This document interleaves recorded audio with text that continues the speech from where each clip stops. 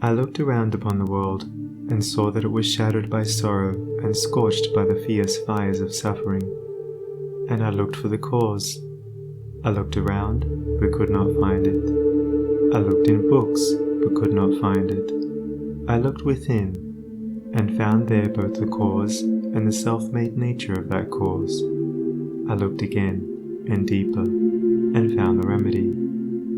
I found one law, the law of love, one life, the life of adjustment to that law, one truth, the truth of a conquered mind and a quiet and obedient heart. And I dreamed of writing a book which should help men and women, whether rich or poor, learned or unlearned, worldly or unworldly, to find within themselves the source of all success, all happiness, all accomplishment, all truth.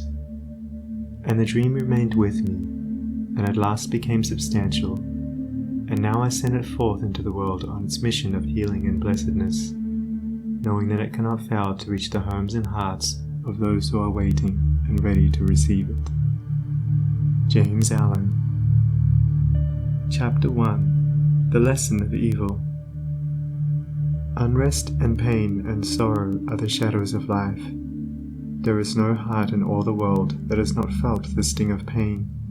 No mind has not been tossed upon the dark waters of trouble. No eye that has not wept the hot blinding tears of unspeakable anguish. There is no household where the great destroyers, disease and death, have not entered, severing heart from heart, and casting over all the dark pall of sorrow. In the strong and apparently indestructible meshes of evil, all are more or less fast caught, and pain, unhappiness, and misfortune wait upon mankind. With the object of escaping, or in some way mitigating this overshadowing gloom, men and women rush blindly into innumerable devices, pathways by which they fondly hope to enter into a happiness which will not pass away. Such are the drunkard and the harlot, who revel in sensual excitements. Such is the exclusive aesthete, who shuts himself out from the sorrows of the world, and surrounds himself with innovating luxuries. Such is he who thirsts for wealth or fame, and subordinates all things to the achievement of that object. And such are they who seek consolidation in the performance of religious rites. And to all the happiness sought seems to come, and the soul, for a time, is lulled into a sweet security and an intoxicating forgetfulness of the existence of evil. But the day of disease comes at last, or some great sorrow, temptation, or misfortune breaks suddenly in on unfortified soul, and the fabric of its fancied happiness is torn to shreds. So over the head of every personal joy hangs the Damocletian sword of pain, ready, at any moment, to fall and crush the soul of him who is unprotected by knowledge. The child cries to be a man or woman. The man and woman sigh for the lost felicity of childhood. The poor man chafes under the chains of poverty by which he is bound, and the rich man often lives in fear of poverty, or scours the world in search of an elusive shadow he calls happiness.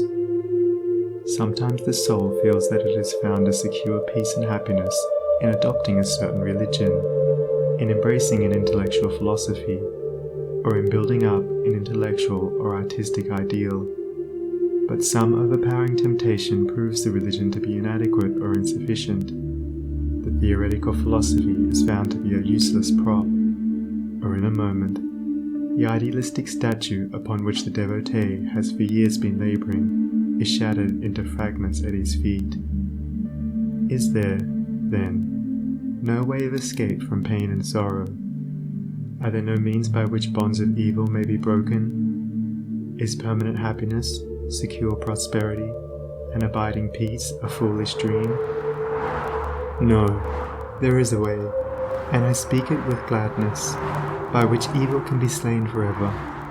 There is a process by which disease, poverty, or any adverse condition or circumstance can be put on one side, never to return. There is a method by which a permanent prosperity can be secured, free from all fear of the return of adversity, and there is a practice by which unbroken and unending peace and bliss can be partaken of and realized.